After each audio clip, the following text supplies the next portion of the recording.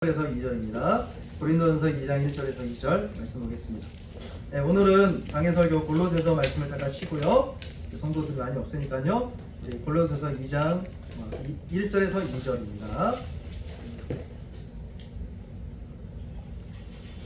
죄송합니다. 고린도전서입니다. 고린도전서 2장 1절에서 2절 주보에 있습니다. 네, 고린도전서 2장 고린도전서 2장 1절에서 2절 같이 읽을까요? 시작. 형제들아, 내가 너희에게 나아가 하나님의 증거를 전할 때 말과 지혜의 아름다운 것으로 아니하였나니 내가 너희 중에서 예수 그리스도와 그가 십자가에 못 박히신 것 외에는 아무것도 알지 아니하기로 작정하였습니다. 아멘. 오늘 말씀은 바울의 결심이라는 제목으로 말씀을 전하겠습니다. 아마도 목사님들, 설교자가 가진 두려움 중에 하나가 이런 것일 것입니다. 내 설교와 내 목회가 나의 매력과 말재주 때문에 사람들이 영향받고 있는 자에 대한 두려움이 늘 있을 겁니다. 처음에 제가 전도사 시절에는 설교 아유 목사님, 전사님 은혜 많이 받았어요 라는 걸 많이 듣잖아요. 전사님 다음엔 좀 이렇게 해주세요 라는 이야기는 잘 안 들어요. 전사님 오늘 좀 준비가 부족하네요, 죽 썼네요, 이런 말은 눈앞에서 못하죠. 그래서 주로 이제 칭찬하는 말을 듣지 않습니까? 뭐 그게 진심이든 아니든 처음에는 기분이 이렇게 삼삼하고 내가 노력한 보람이 있고 하니까 좋게 느껴졌습니다. 근데 시간이 가면 갈수록 어떤 두려움이 오냐면 혹시 이분들이 은혜 받았습니다, 내가 좋습니다 라는 것이 설교를 그냥 잘 들었네요, 당신 말이 설득력이 있네요 라는 의미로 혹시 이분들이 받아들일까에 대한 두려움이 점점 생기고 시간이 가면 갈수록 그 두려움이 있습니다. 2장 3절 한번 보시죠. 2장 3절 여러분이 좀 읽어주시겠어요? 시작. 내가 너희 가운데 거할 때에 약하고 두려워하고 심히 떨었노라. 왜 떨었을 것 같아요? 4절에 거기에 대한 증언을 하는데요, 제가 읽어드리겠습니다. 내 말과 내 전도함이 설득력 있는 지혜의 말로 하지 아니하고 다만 성령의 나타나심과 능력으로 하여. 즉, 첫 번째는 내 전도와 내 설교가, 내가 전하는 메시지가 나의 설득력 있는 지혜 때문에 너희가 그 설득력에 설복한 것처럼 너희가 받아들여질까가 두렵다는 거예요. 이유는 복음과 여러분이 하나님이 이제 축복하시면 믿음을 주시는데요, 믿음은 설득력의 문제가 아니기 때문에 그렇습니다. 근데 여러분이 설득이 다 됐어요.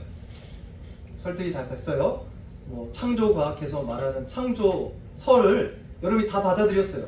그래도 믿음은 없을 수 있어요.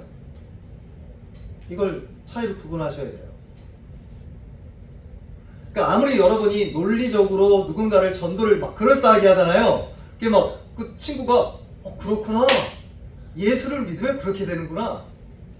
근데 믿음이 안 생겨요.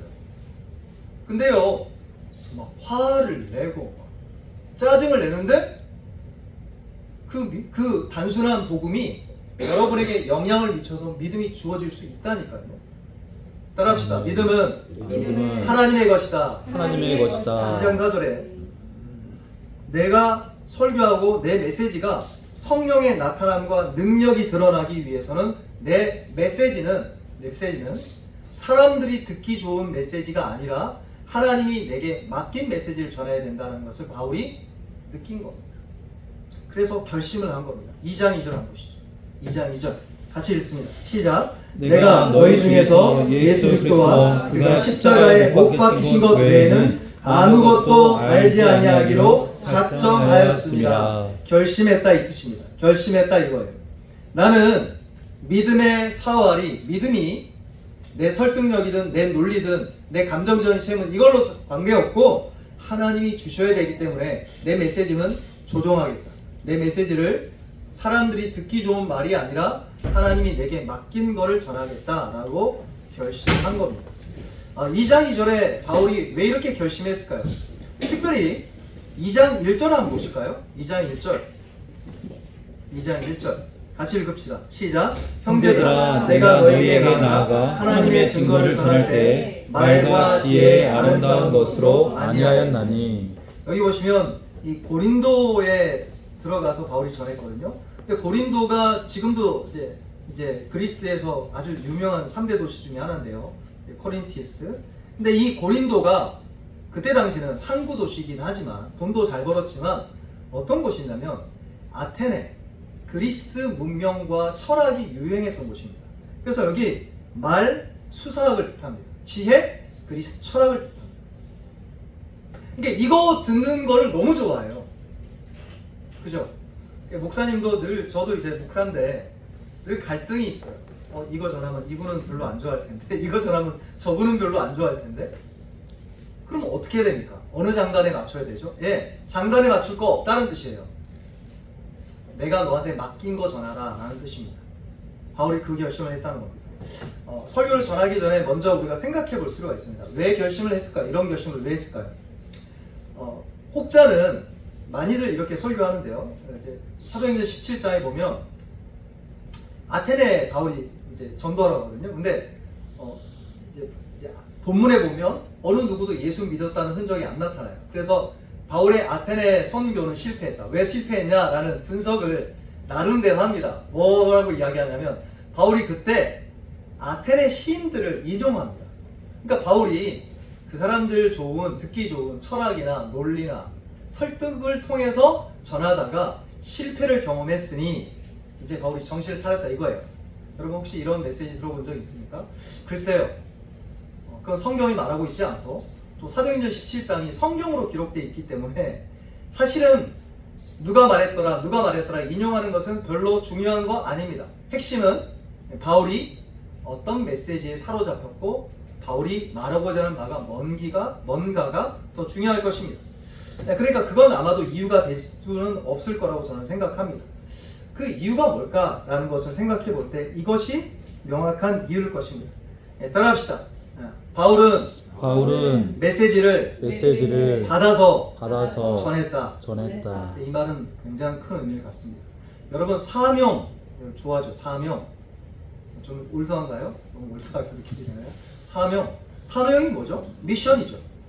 그러니까 예를 한번 들어볼게요. 윤찬이 어머님이 윤찬이한테 심부름을 시켰어요. 뭐를 시켰냐?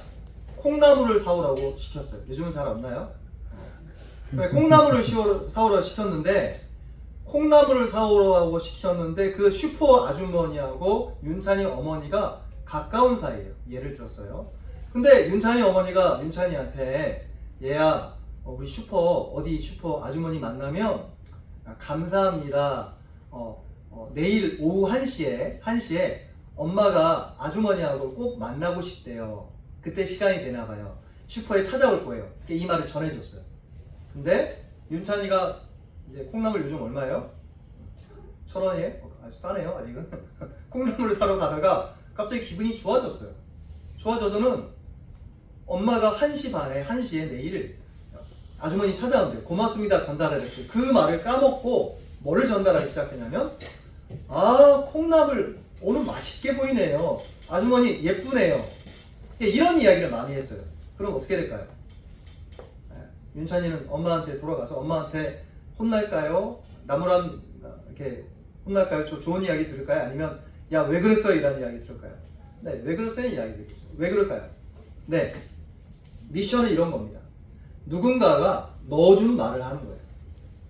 그러니까 강단에서 전하는 목회자의 메시지는 내가 생각하는 견해를 전하는 게 아니라 하나님이 내게 직접 메시지를 이미 조종해 주시고 주신 메시지를 전달할 뿐입니다.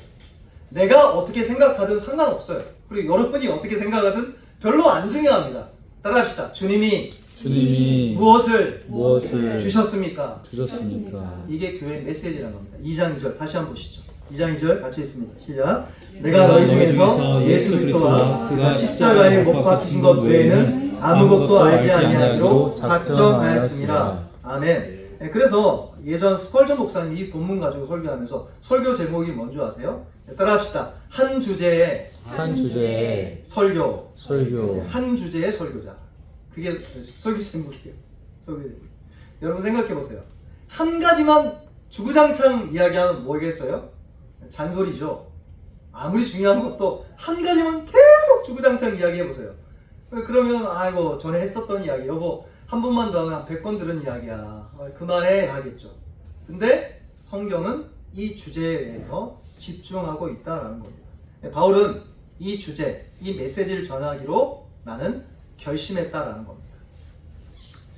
바울이 택한 설교 방식은 간접적 방식이 아니라 직접적 방식인데요, 우회적으로 복음 전하는 게 아니라 직접적으로 그냥 때리는 겁니다. 그러니까 변죽 두드리고 그냥 고구마 전도법처럼 이렇게 쭉 찔러보다가 오늘 밥 먹을까요? 우리 수모임 한번 나와보세요. 우리 수모임 초대하기로 했잖아요. 수모임 한번 나와볼까요? 뭐 이렇게 차 마셔요. 이러다가 이제 초청해가지고 그래서 초청주일날 여러분 설교 뭔 이야기 들었어요? 초청주일날 우리는 설교 들을 때 어떤 황수관 박사님 뭐 건강 이야기하거나 뭐 간증 이야기하거나 찬양 콘서트 하거나 간접적이죠. 근데 바울은 간접적인 방식으로 복음을 전하지 않았어요. 직접적으로 당신은 예수님이 필요합니다. 당신에게는 십자가가 필요한 것이지 다른 것이 필요한 게 아닙니다. 이렇게 전했다는 것입니다. 바울이 당시 고린도시라는 헬라 문화의 한국판에 서서 십자가에 달린 예수를 전했다는 것은 어떤 면에서 헬라인들, 이제 그리스 사람들에게 어떻게 느껴졌냐면 너무 촌스럽게 느낀 거예요. 그리스 사람들이 생각할 때는 그리스 사람들이 생각하는 철학자들, 건축가들, 이런 멋있는 사람들이 생각하기에는 십자가에 죽은 예수가 너무 거칠고 원색적이고 촌스럽게 느껴지는 메시지일 겁니다. 반대로 유대인들한테는, 유대인들도 좀 살았거든요. 유대인들한테는 어떻게 느꼈을까요? 유대인들은 거친 겁니다. 고통스러운 거예요. 메시아가, 그렇게 기다렸던 메시아가 십자가에 달려 저주 가운데 들었다는 게 나무에 달려 죽은 그 저주를 당했다는 것이 너무 거칠고 이제 받아들이기 어려운 진리였을 겁니다. 근데 바울은 결심합니다. 그 사람들이 어떻게 느껴지든 상관없이 하나님이 내게 주신 그대로 예수님을 설교하리라 결정한 겁니다. 그러니까 당연히 바울의 설교에는 언변, 말재주, 철학, 논리, 꾸며낸 장식은 전혀 필요 없다라고 생각할 것입니다. 따라합시다. 예수님을 전합시다. 할렐루야. 아멘. 예수님을 전하는데 잡다한 기술은 별로 없어요. 별로 필요 없습니다. 그래서 당신은 예수님이 필요합니다. 뭐겠어요? 당신은 죄인입니다. 이 뜻이에요. 죄를 드러내고 당신은 예수님이 필요합니다 하고 예수님을 직접적으로 전하기로 결정한 겁니다. 두 가지로 바울은 전했는데요. 다시 한번 2장 2절 한번 보시죠. 내가 너희 중에서 예수 그리스도와 그가 십자가에 못 박히신 것 외에는 아무것도 알지 아니하기로 작정하였음이라 라고 이야기합니다. 즉 예수님에 대해서, 그리고 예수님이 어떤 일을 했는지를 두 가지를 담아서 설교했다는 겁니다. 즉 예수님과 십자가를 전했다는 겁니다. 따라합시다. 예수님이면 충분합니다. 또 따라합시다. 십자가면 충분합니다. 할렐루야. 제가 이제 부교육자 시절에 한 17년 가까이 됐었죠. 전 되게 오래 부교육자를 했고 제가 그렇게 개척하고 싶었거든요. 이제 우리 교회 우리 교회도 개척이 아니잖아요. 생각해보니 청빙이네. 하나님이 이제 청빙으로 하나님이 부르신 것 같아요. 근데 그렇게 개척하고 싶었는데, 그러니까 왜 그랬냐? 그러니까 제가 섬기는 교회들마다 목사님의 색깔이 다르잖아요. 어제 이제 아직도 생각나는데 창원에 있는 한 교회를 이제 섬겼거든요. 근데 그 교회는 목사님이 개척을 해서 전도한 교회예요. 목사님은 신학은 없어요. 그냥 예수 믿고. 근데 그분은 이제 오순절 조용기 목사님한테 거의 이제 영향을 받았기 때문에 순복음 신학이세요. 근데 순복음은 참 좋은데 신학은 없어요. 근데 거기에 이제 좀 독소 조항이 있습니다. 뭐가 있을까요? 네, 기복주의가 있습니다. 그래서 이제 설교만 하면 예수 믿으면 잘 산다. 예수 믿으면 건강해진다. 물론 그게 틀린 말 아니에요. 따라합시다. 예수 믿으면 건강과 물질의 축복을 주십니다. 틀린 말은 아니에요. 근데 그게 늘 그렇다는 건 아니에요. 맨날 그거 설교하면 안 되잖아요. 근데 그 목사님은 매주 그 설교만 하니까. 그래서 제가 부교육자 때 지혜를 짜냈어요. 그럼 나는 뭘 설교를 할까? 목사님은 늘 설교할 때마다 예수 믿으면 잘 된다 했는데 그때 당시만 해도 제가 신학이 이게 좀 균형 있게 무르익지 않았기 때문에 그거에 대해서 되게 강직하게 설명했거든요. 좀 가짜라고 제가 생각했어요. 기복주의. 근데 제가 좀 시간이 지나가고 이제 성숙해지다 보니까 그게 아니고 하나님이 우리의 성화와 거룩함을 위해 하나님이 배정해 두신 아까 세뱃돈 여러분들 줬잖아요. 그 이삭이한테 세뱃돈 왜 줬을 것 같아요? 유찬이네 예배 끝나고 가다가 왜 줬을 것 같아요? 명절날 기도하라고 요한복음 읽으라고. 근데 그냥 할 수는 없잖아요. 그래서 그러니까 우리는 인간이기 때문에 약하기 때문에 하나님 너 사랑해 백날 들어봐 소용없어요. 빵 사주고 껌 사줘야 돼요. 축복 주셔야 돼요. 그때 하나님 나 사랑하니까 아 하나님 나 사랑하는구나. 그래, 열심히 기도해야지. 열심히 예배 드려야지. 이걸 알 수 있는 거예요. 근데 그때는 몰랐어요. 그러니까 이론적이기만 했죠. 그러니까 제가 뭘 설교할 수 있었냐? 설교할 게 딱 한 가지예요. 그 교회에서 뭘 설교한가 이렇게 결정을 했어요. 왜냐면 우리 수석 부목사님은 이제 이 좌파 목사님이시거든요. 맨날 사회정의 이야기하고 맨날 사회정의 가난한 사람. 그러니까 제가 설교할 게 아무것도 없어요. 제가 그 설교를 할 수는 없잖아요. 그래서 뭘 정했냐? 예수만 전하자. 할렐루야. 아멘. 놀라운 건요. 놀라운 건 애들이 변하더라고요. 목사님은 제 설교에 동의는 다른 건 안 됐겠죠. 근데 동의되는 게 있어. 우리에게는 예수가 필요하다. 할렐루야. 아멘. 예수가 하나님이시다. 할렐루야. 아멘. 하나님이신 예수가 나를 위해서 죽으셨다. 아멘. 아멘. 아멘. 그것만 주구장창 설교했어요. 365일, 3년 동안. 할렐루야. 그러면 어떻게 됐을까? 애들이 바뀌더라고요. 딴 거 복잡한 거 설교할 필요가 없어요. 예수가 필요하다. 예수가 최고다. 예수가 너를 위해서 죽으셨다. 그러니까 비전이 생기고 애들이 바뀌더라고요. 막 방황했던 애들이 갑자기 변하고 막 헌신하게 또 하고 선교사 되겠다고. 지금도 연락 다. 지금 벌써 10년이 훨씬 넘었죠. 걔들이 이제 결혼 앞두고 있는 애들인데 지금까지 연락하는 이유가 그때 제가 그 경험을 했습니다. 우리에게는 메시지가 필요한데 그게 뭐냐? 단순하게 예수가 하나님의 아들이시고 그 아들이 우리를 위해 죽으셨다는 메시지가 필요하다라는 것을 경험하게 됐었습니다. 우리에게도 예수와 그분의 십자가의 복음이 필요한 줄 믿습니다. 이 메시지는 두 가지 목적을 달성하는데요. 따라합시다. 불신자가 회개한다. 이 목적을 이룹니다. 여러분 회개하기 위해서 어떤 메시지가 필요할까요? 뭐 문화 이야기, 정치 이야기, 뭐 이렇게 세계관 이야기, 이렇게 이 복잡한 게 필요할 것 같아요? 아니요. 당신 예수가 필요하고 당신 회개해야 된다는 메시지, 그 메시지가 필요한 겁니다. 그때 죄인은 회개하고 주님 앞에 돌아오는 줄 믿습니다. 그래서 한 구절 한번 찾아볼게요. 베드로전서 1장 한번 찾아보세요. 베드로전서 1장 18절에서 19절 한번 보겠습니다. 네, 신약성경 377쪽입니다. 제 성경하고 좀 틀릴 수 있는데요. 베드로전서 1장 18절 19절. 네, 1장 18절 19절. 이 구절은 좀 잘 읽어보면 좋습니다. 찾았나요? 우리 임찬이 찾았나요? 베드로전서 1장. 네, 우리 세뱃돈 받으려면 열심히 그렇죠? 세뱃돈 얼마 안 돼요. 너무 기대하지 마시고. 네, 축복합니다. 임찬이.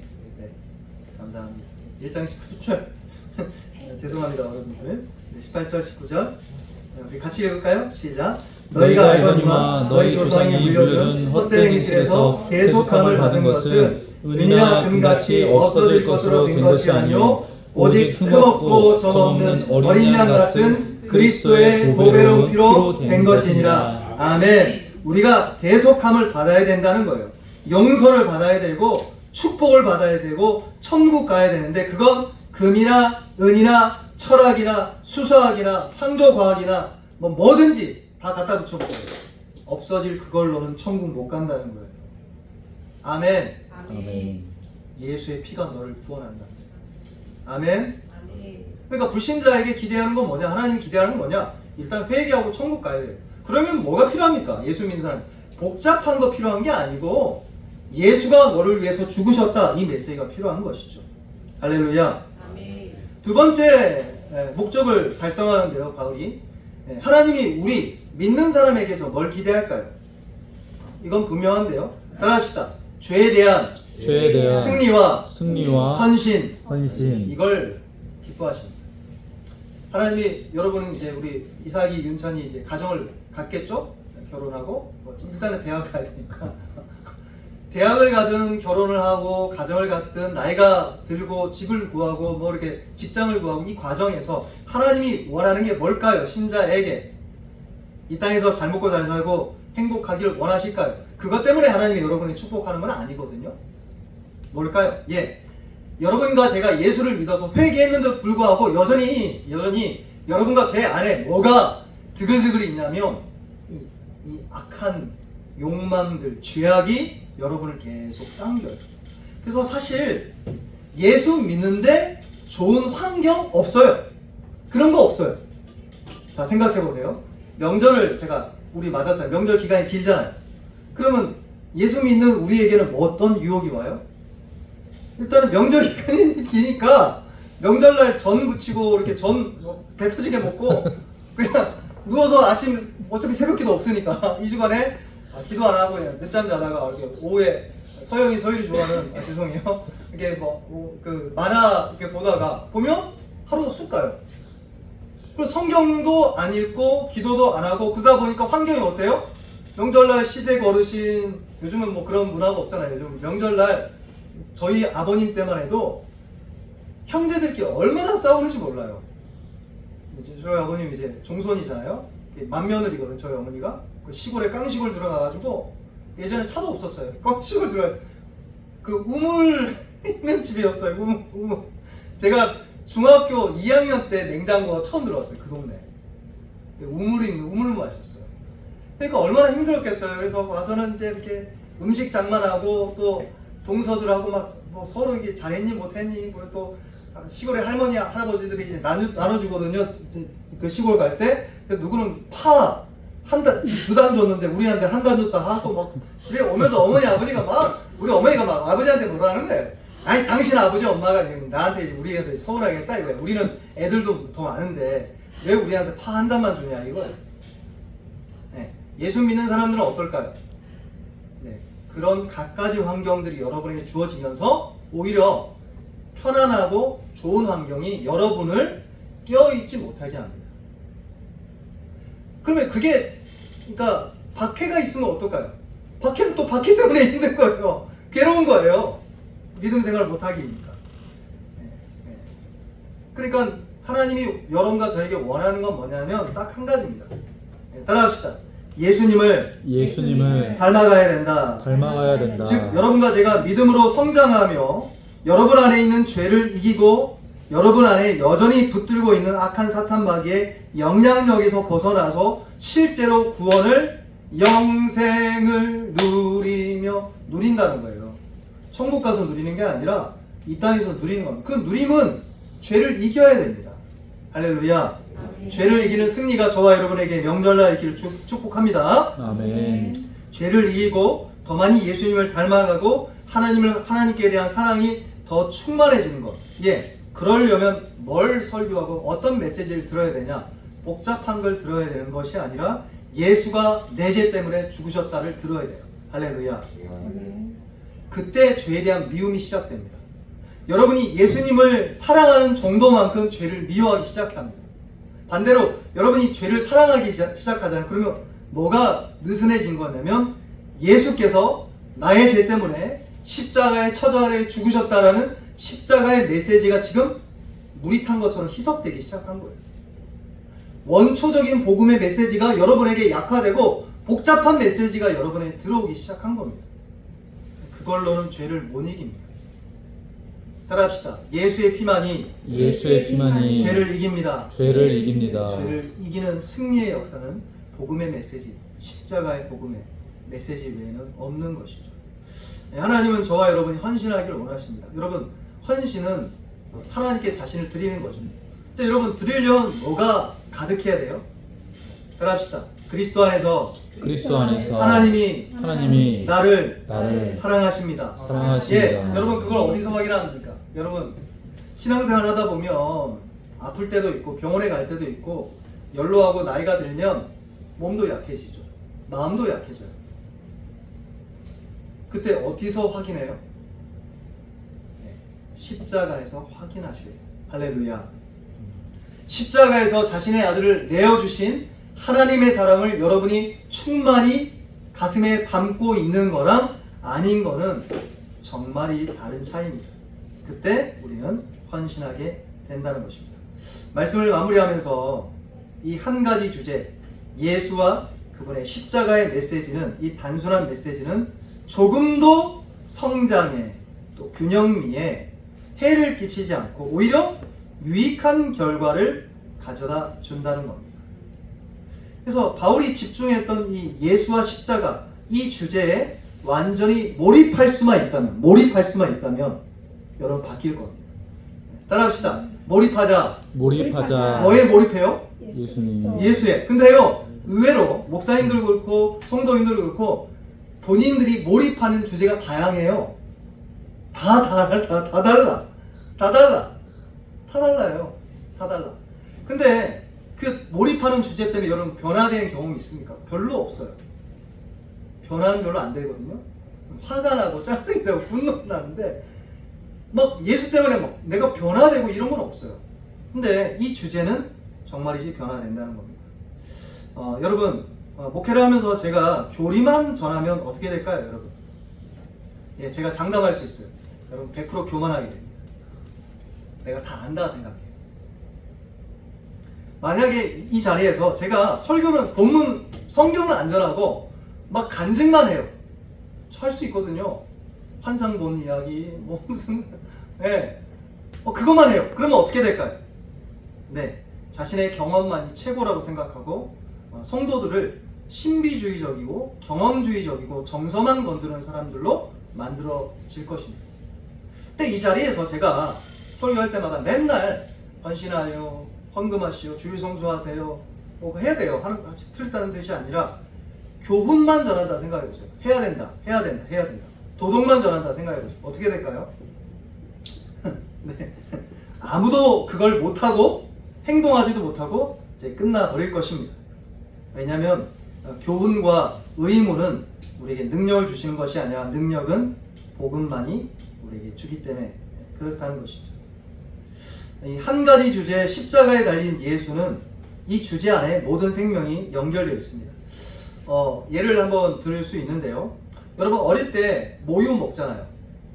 이제 물론 저희는 이제 이유식 세대니까 모유 안에 갓 태어난 아이는 어떻게 모유만 먹어도 이렇게 성장을 할까요? 우리는 왜 이렇게 식단을 보면 좀 단백질이 부족한 뭐 단백질도 넣고 야채도 넣고 과일도 넣고 이렇게 골고루 먹잖아요. 근데 어떻게 아이는 이유식이죠. 모유 그것만 먹고 이렇게 성장이 될까요? 왜일까요? 네, 모유는 단순하고 간단한 음식이지만 그 안에 사람이 성장할 수 있는 생명의 요소 모두가 다 포함되어 있기 때문인 줄 이제 압니다.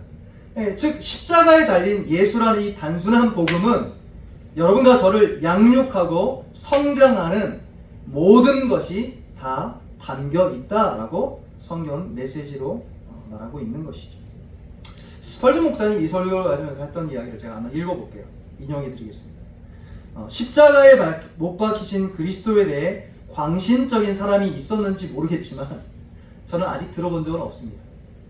십자가에 못 박히신 구세주를 미친 듯이 사랑하는 자가 있는지를 모르겠지만 저는 아직 알지 못합니다. 저 같은 경우 만일 미친다면 바로 이 주제에 미치고 싶다는 거예요. 이 주제에 도취되는 것, 이성적인 정도로 십자가에 못 박히신 그리스도에게 집중하는 것, 그리고 발광할 정도로 예수 그분을 믿는 것, 이 모든 것은 참으로 축복받은 일입니다. 이 주제는 결코 정신을 손상시키지 않습니다.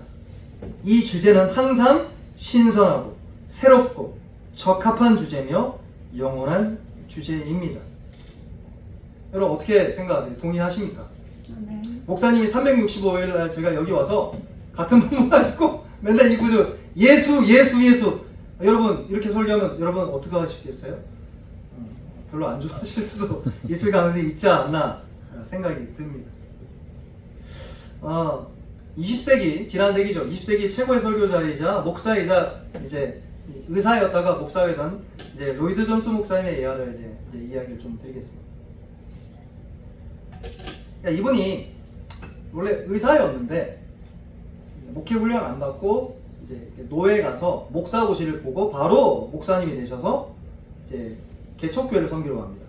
근데 이러니까 이분이 처음에 갔었을 때 영국 내 웨일즈라는 곳이 있는데 여기 바닷가 지역이에요. 거기 이제 공장지대고 부둣가입니다. 근데 거기 개척교회를 가서 이제 로이드 존스 목사님이 설교를 했는데 그 본문이 오늘 본문입니다. 고린도전서 2장 2절인데요. 그리고 나서 이분이 50년간 하나님이 엄청나게 축복을 하세요. 영국, 미국, 뭐 남미, 한국까지. 로이드 존스 목사님에게 영향받지 않은 목회자는 한국교회 목회자 중에 없어요. 지금은. 저희 세대 뭐 김성식 목사님도 마찬가지. 저도 왜 그랬을까요? 설교 주제가 다양해서요? 아니요. 은퇴하신 지금 이제 뭐 요즘 뭐 매스컴에 자주 나오죠. 박영서 목사님 요즘 뭐 아들 문제 때문에 좀 약간 어수선하긴 한데 근데 그분이 설교학 때 했던 이야기가 있어요. 위대한 설교자의 설교의 메시지가 다양한 줄 아냐고. 로이드 존스 본인이 이야기하더라고요. 로이드 존스 뭘 설교한 줄 아세요? 인간의 죄와 하나님의 심판과 예수 그리스도의 십자가 그것만 전했다는 거예요. 그러니까 정말 맞아요. 정말 맞아요. 근데 로이드 존스 목사님이 이 본문을 가지고 은퇴 이후에 다시 이 교회에 오거든요. 그때가 1977년도입니다. 그리고 다시 이 본문 가지고 설교합니다. 그리고 나서 이분이 뭐라고 하냐면 제가 기록해서 여러분에게 좀 나눠주고 싶습니다. 일종의 유언적인 설교예요. 로이드 존스 목사님이 80년도 초반에 소천하시거든요. 근데 거의 이제 목회 끝났고 마지막으로 본인이 개척했고 부흥을 이뤘던 그 교회에 와서 이제 이렇게 유언적 설교예요. 그래서 뭐라고 하냐면 이렇게 이야기합니다. 그러나 제가 단지 이런 이유만으로 이 말씀의 주의를 환기시키는 것은 아닙니다. 제가 여기에 이 본문에 주의를 환기시키는 것은 그때나 1926년도, 27년도나 지금 1977년도나 20세기 초반이나 20세기 후반이나 그때나 지금이나 제 결심이 동일하기 때문입니다. 하나님의 도움을 받아 지금도 저는 이 말씀을 따르고자 애쓰고 있습니다. 이것이 바로 저의 전체적인 인생관이었기 때문입니다. 저는 이것을 제게 주신 사명으로 생각했습니다. 지금도 이것을 저의 사명으로 생각하기 때문입니다. 그래서 나는 예수와 십자가를 주구장창 전한다라는 겁니다. 여러분과 저에게 복음은 이런 무게로 와닿는지 모르겠습니다. 말씀을 적용하면서 두 가지 메시지를 좀 전하겠습니다. 우리 청소년 친구도 있고 처음 예수 믿는 분도 있고 혹은 예수 믿지만 마음 안에 아직 내가 예수님과 십자가를 경험하지 못한 분이 있을 수 있잖아요. 그렇지 않아 보이지만 그분들에게 뭐가 필요할까요? 안 믿는 분에게 뭐가 필요할까요? 안 믿는 분에게 뭐가 필요할까요? 이 땅을 살아가는 지혜가 필요할까요? 그거 끝납니다. 어떤 게 필요할까요? 물질이 필요할까요? 예, 물질로 끝납니다. 네, 그분들에게는 예수님과 십자가가 필요합니다. 할렐루야. 바로 그 메시지를 여러분과 제가 전하라고 이 땅에 교회를 세우신 줄 믿습니다. 네, 저와 여러분, 예수 믿는 저와 여러분에게 뭐가 필요할까요? 네, 예수님과 십자가의 복음이 필요합니다. 그러므로 예수님과 십자가의 복음을 붙잡길 축복합니다. 이 강단에서 예수 그리스도와 십자가의 복음이 정말로 능력 있게 증거된다. 설득력이 아니라 성령의 능력과 나타남으로 증언된다. 확실합니다. 하나님이 이 강단을 세우실 겁니다. 할렐루야. 아멘. 다른 거 필요한 게 아니라 우리에게 주신 메시지가 정해져 있어요. 목사에게 주신 메시지가 정해져 있다니까요. 뭘 정하셨어요? 예수와 그분의 십자가가 죽어가는 이 세상에 반드시 필요하다. 딴 거 하지 말고 이 메시지를 네가 전하라. 할렐루야. 웨슬레 목사님도 똑같았어요. 웨슬레도 뭘 전했냐? 설교지를 쭉 읽어보면 무슨 뭐 신학을 전하는 게 아니에요. 따라합시다. 예수를 높이고 예수를 높이고 예수를 증거하자. 예수를 증거하자. 그 단순한 복음으로 한국교회는 성장했어요. 우리 넘치는 교회도 그 단순한 복음으로 승거하기를 축복합니다. 아멘. 여러분과 저도 이 땅 가운데 이 단순한 복음이 우리 친구들에게, 우리 가족들에게, 명절날 맞아서 안 믿는 친구에게, 안 믿는 식구에게 이게 필요합니다. 다른 거 이야기하지 마시고, 정치 이야기하지 마시고, 문화 이야기하지 마시고, 그거 해봐야 안 변해요. 어차피 변하는 건 그걸로 변하지 않습니다. 사회도 안 변합니다. 뭐가 필요할까요? 당신에게는 예수님이 필요합니다. 당신의 죄는 예수님만이 용서하시고 구원받습니다라는 이 단순한 십자가의 복음이 필요한 겁니다. 그때 우리 이웃과 친지와 우리 가족은, 특별히 우리 교회는 그 메시지로 이 지역을 살리는 구원의 도구가 될 줄 믿습니다. 이 명절마다 복음의 단순함으로 승리하고 승부하는 저와 여러분들을 예수님의 이름으로 축복합니다. 우리 함께 통성으로 한번 기도할까요? 통성 기도 한번 같이 했으면 좋겠습니다.